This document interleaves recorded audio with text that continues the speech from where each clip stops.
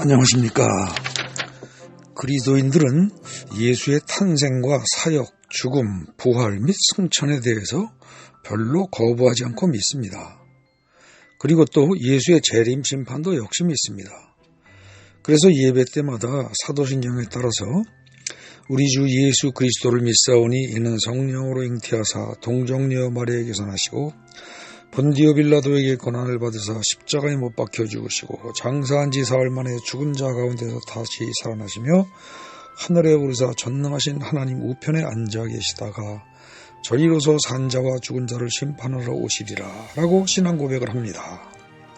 그런데 솔직히 말해서 예수님의 십자가 죽음으로 내 죄가 사해졌다는 말은 잘 믿어지지 않는 사람들이 많습니다. 지금 이 말씀을 듣고 있는 당신은 어떠십니까? 솔직히 말해 보십시오.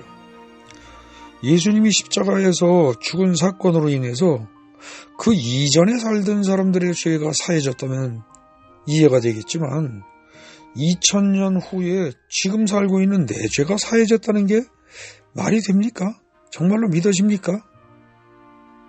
말도 안 되는 얘기 아닙니까? 이런 생각이 들 수 있습니다. 예, 맞습니다. 좀처럼 믿기 어렵죠. 논리적으로 따진다면 이것을 믿는 사람들이 어리석은 사람이요, 이것을 믿지 않는 사람들이 오히려 똑똑한 사람일 것입니다.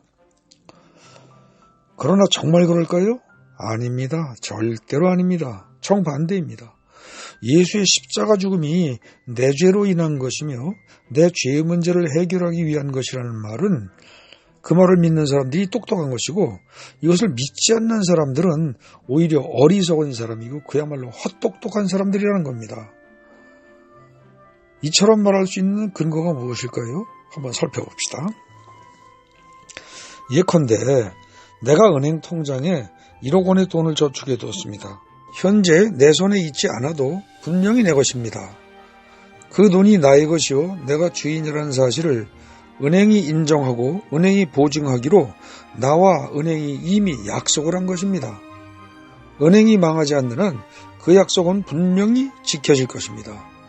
이를 믿기에 우리는 은행 통장도 쓰고 은행에서 만든 신용카드도 사용하는 거죠. 또 다른 예를 들어봅시다. 내가 제주도의 어느 지역에 땅을 100만 평쯤 샀다고 가정을 합시다. 내가 땅을 사긴 했으나 지금 당장 그 땅에 내가 가서 사는 것도 아니고 농사를 짓고 있는 것도 아닙니다. 그러나 그 땅은 분명히 내 것입니다. 왜냐하면 국가기관인 등기소에 내 이름으로 토지 등기가 되어 있기 때문입니다. 그 땅에 지금 살고 있는 사람이 있다고 하더라도 그 사람은 주인이 아니요 내가 주인입니다. 내가 주인이라는 사실을 누가 인정하고 누가 증명하는 것일까요? 등기소가. 그리고 그 등기소 뒤에 있는 국가가 인정하고 증명하는 것입니다. 그래서 나라가 망해버리지 않는 한 그 땅이 나의 것이라는 사실은 변함이 없습니다. 그러면 성경으로 초점을 옮겨봅시다. 성경은 한마디로 말하자면 하나님이 우리와 맺은 약속을 기록한 책입니다. 성경에는 하나님이 약속을 하시고 그 약속을 실현한 기록들이 수도 없이 많이 나옵니다. 예컨대 출애굽을 당시에 양을 잡아서 그 피를 문의 인방과 설주에 바르면 장자의 죽음을 면할 것이라고 하나님은 말씀하십니다. 그리고 그 약속의 말씀을 믿고 그대로 행동한 사람들의 장자는 모두 다 하나님이 살려주십니다. 또 민수기 21장에 보면 여호와께서 모세에게 불뱀을 만들어 장대 위에 매달아라. 물린 자마다 그것을 보면 살 것이다 라고 말씀하십니다. 불뱀에게 물려서 죽어가는 사람들이 수두룩한 상황에서 불뱀이라면 진절머리가 날 판인데 도저히 이해할 수 없는 말씀을 하신 겁니다. 그러나 이때에도 그 말씀을 그대로 믿고 그대로 행한 사람을 하나님은 다 살려주십니다. 신약 성경에는 이 밖에도 수많은 하나님의 약속들이 또 나옵니다. 예컨대 로마서 1장 17절에 의인은 믿음으로 말미암아 살리라 라는 말이 나옵니다. 이 말은 의인이 믿음으로 저절로 살게 될 것이다 라는 말이 아닙니다. 믿음을 가진 자를 나 하나님이 살리시겠다는 약속의 말씀입니다. 그리고 하나님은 이 약속을 반드시 지키십니다. 그런데 세상적으로 똑똑한 사람들은 살려주겠다는 이 말 자체를 믿지 않으려고 합니다. 이 말은 바울이 쓴 것인데 이걸 어떻게 믿느냐는 등 이것저것 따지고 묻습니다. 바울이라는 한 개인의 말이 이게 믿을 수가 없는 것이라면 하나님께서 이 말을 지금 우리가 보는 성경에 남겨두시지 않고 없애버리셨을 겁니다.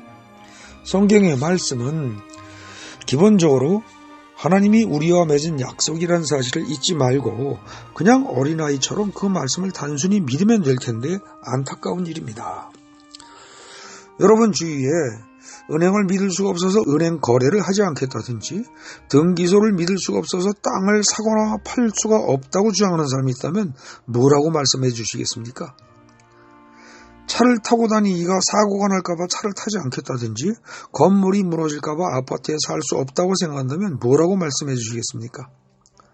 땅바닥이 갈라질까봐 걸음을 옮기기가 두렵고 불이 날까봐 가스레인지를 안 쓰겠다고 하면 뭐라고 하시겠습니까? 그런 사람이 있다면 실로 딱한 사람입니다. 우리의 모든 삶은 사실상 크고 작은 여러 가지 믿음에 기초합니다. 은행도 믿고 등기소도 믿고 버스나 전차를 만든 사람도 믿고 그 차를 운전하는 사람도 믿고 고층 건물을 지은 사람도 믿고 땅바닥도 멀쩡할 것으로 믿기 때문에 우리가 살아갈 수 있는 겁니다.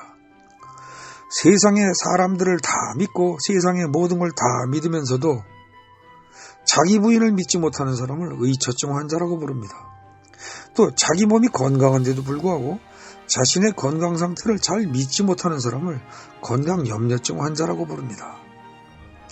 세상의 모든 것은 다 믿으면서도 오직 하나님의 말씀인 성경만은 못 믿겠다는 사람들, 이런 사람들을 뭐라고 부를지 저도 잘 모르겠습니다. 근데 이런 사람들이 신체적으로나 정서적으로 혹은 지적으로는 정상일 수 있습니다. 그러나 그들을 영적으로 본다면 그들은 분명히 영적인 소경입니다. 성경 말씀을 그냥 믿으라는 말이나 어린아이와 같지 않으면 천국에 들어갈 수 없다는 말은 맹신을 촉구하는 어리석은 말이 결코 아닙니다. 이는 높은 수준의 영적인 세계를 낮은 수준의 지적인 논리로 따지고 이해한 후에 믿으려고 들지 말라는 말이죠. 낮은 차원이 높은 차원을 다 포괄하고 설명할 수 없기 때문입니다. 결론적으로 다시 요약해서 말씀드리겠습니다. 성경의 모든 내용은 하나님이 우리에게 하신 약속입니다. 문에 피를 바르면 살리라라든지 불뱀 형상을 만들어 바라보면 살리라고 하신 약속의 말씀을 듣고 실천한 사람을 하나님은 살리십니다. 하나님은 약속을 어기지 않는 분이기 때문입니다. 주 예수를 믿으라 그리하면 너와 내 집이 구원을 받으리라 라든지 내가 죄 사함을 받았느니라 라는 약속의 말씀을 듣고 믿으면 믿은 대로 하나님이 구원하십니다. 또 너는 내 사랑하는 아들이라 오늘날 내가 너를 낳았도다 라든지 두려워 말라 내가 너와 함께 함이니라 라는 약속의 말씀도 바로 나에게 하신 약속으로 믿으면 그 믿음대로 하나님이 행하십니다. 하나님은 약속을 어기지 않는 분이기 때문입니다. 마태복음 1장 21절에서 아들을 낳으리니 그 이름을 예수라 하라. 이는 그가 자기 백성을 그들의 죄에서 구원할 자이심이라 하고 말씀하셨습니다. 또 마태복음 20장이나 마가복음 10장에서도 인자가 온 것은 섬김을 받으려 함이 아니라 도리어 섬기려 하고 자기 목숨을 많은 사람의 대속물로 주려 함이니라고 말씀하셨습니다. 이 말씀을 그냥 믿으시면 됩니다. 세상 모든 것은 다 믿고 살면서도 하나님이 하신 약속의 말씀만 믿지 못한다면 그건 참으로 딱하고 안타까운 일입니다. 여러분들에게 간절히 부탁드립니다. 제발 여러분의 생각으로 하나님을 제한하지 마시기 바랍니다. 집에서 키우는 강아지가 아무리 똑똑해도 인간이 만든 인공위성을 이해할 수는 없습니다. 마찬가지로 당신이 가진 지식과 이성과 논리가 아무리 훌륭해도 하나님이 하시는 모든 일이나 영의 세계를 온전히 이해할 수는 없습니다. 이해를 한 후에 믿으려고 한다면 반드시 실패합니다. 거짓말을 못하시는 하나님의 약속이기 때문에 믿는 것입니다. 다시 말씀드립니다. 이해를 한 후에 믿으려고 한다면 반드시 실패합니다. 거짓말을 못하시는 하나님의 약속이기 때문에 우리가 믿는 것입니다. 당신이 이해가 안 된다는 이유로 하나님이 하시는 약속의 말씀을 부정하는 어리석음을 범함으로써 당신 자신은 지옥에 떨어지고 하나님을 마음 아프시게 하는 그런 일이 절대로 없기를 바랍니다. 아멘.